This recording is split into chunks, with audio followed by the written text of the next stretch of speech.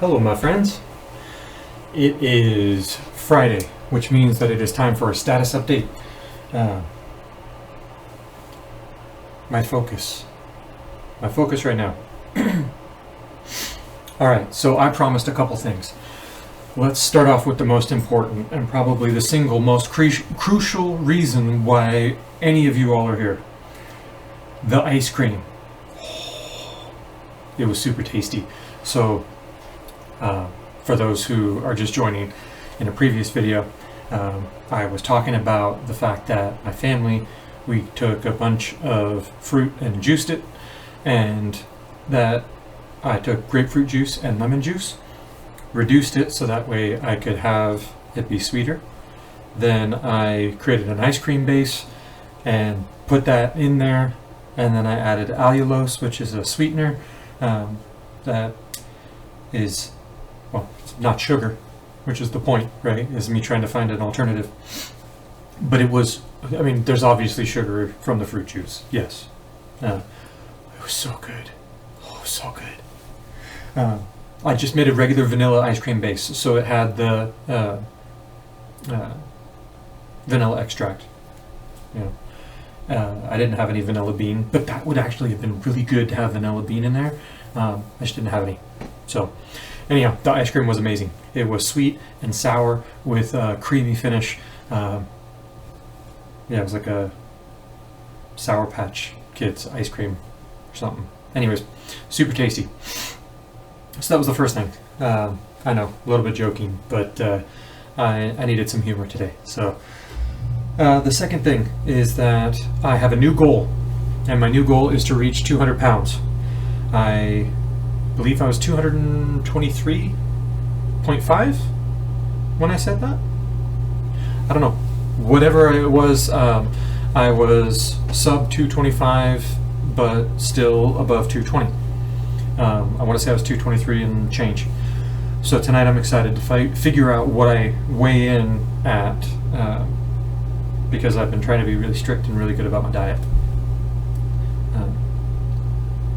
Before I weigh myself, though, I want to give an update about my surgeon's appointment.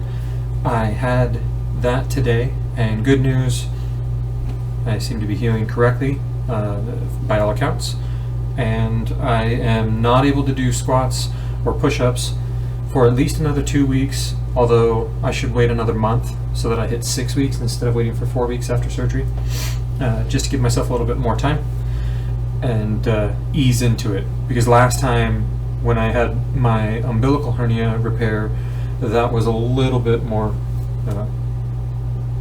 well, I rushed it, and I thought I had gotten another hernia, but instead I just tore the mesh.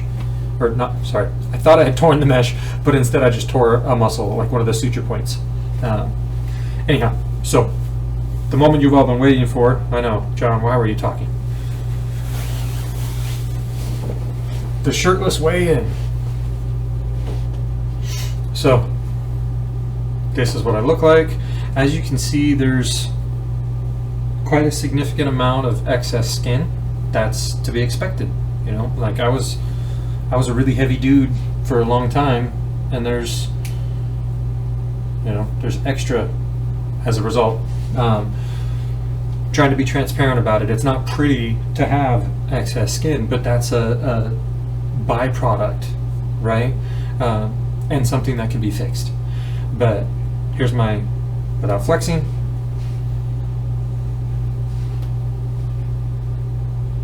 well, doing this feels weird every single time I do it. And then here's flexing, although I'm trying to be careful not flex too hard because I just had my surgery recently, and creating intra-abdominal pressure is a risk. That's how surgeries fail. So no big meals, not a ton of carbonation, no squats, no lunges. Anyhow, I did get the okay to start jogging, slowly at first, but first let's do a weigh-in. Turn it on. Maybe. There we go. Survey says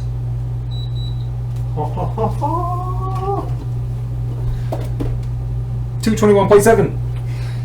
$221.7. If I had not just had my feet all over it, I might kiss my scale.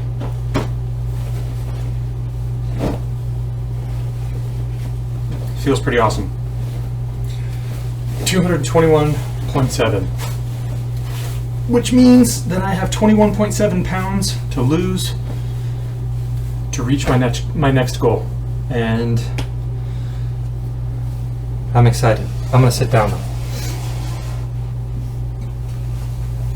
Oh, that feels nice. You know, I kick my feet up. I'm really thankful that I have really awesome and inspiring influences in my life. One of the best and most inspiring influences in my life has taught me perseverance, resiliency, and that it is not just enough to achieve the results you want, but the manner in which you go about achieving that result is more important. Eva, here. Now to cut the emotion for a second. Eva, here. Up. Because, yeah, I was getting emotional thinking about people who inspire me. I want to show you this because, hi, sweet girl. She got this in her bark box, and it's, I don't know if you can read that really well. Hang on, Eva, look up here. I know, you're on camera. Don't be camera shy. So, there's a poo emoji. Thank you, sweet girl. There's a poo emoji, and it says, let's sniff butts. Get the butt scratchers. Good girl. My family is filled with inspiring people. And I have a really big family, which is awesome. It's the happy chaos of big family dinners and holiday get-togethers, right? But either way, I have 21.7 pounds to reach my next goal.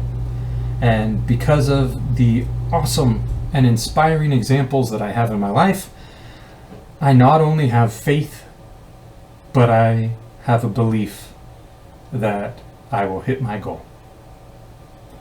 And I have the same for you. Because I know that if you're watching this, then you also have struggles because you're human.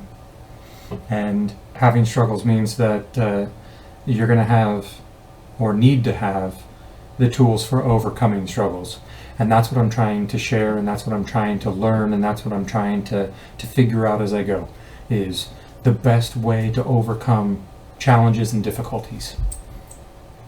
They're not always going to be weight loss related. They're not always going to be physical even. But I mean, oftentimes the difficulties won't be.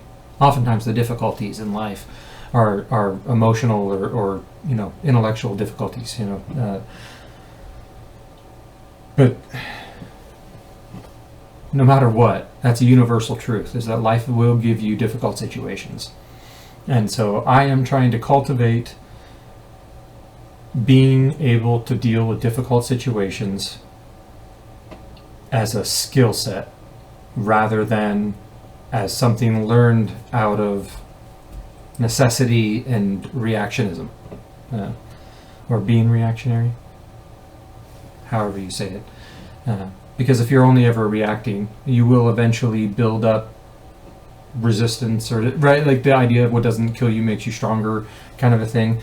Like, I mean, no, because people can be broken. Of course, people have breaks all the time, you know.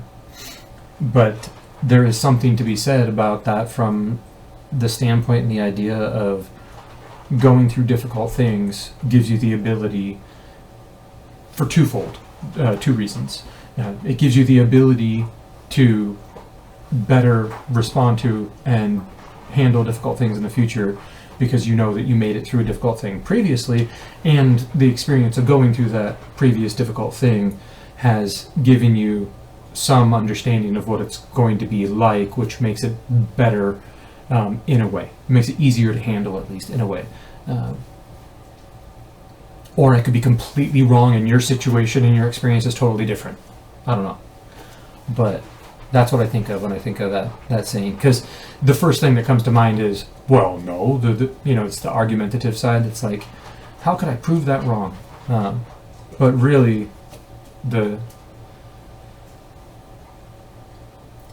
going through difficult things makes you better able to go through difficult things. I hope I reach a point where I look forward to difficult things, because that's when you grow the most. But it sucks sometimes. That's life, though.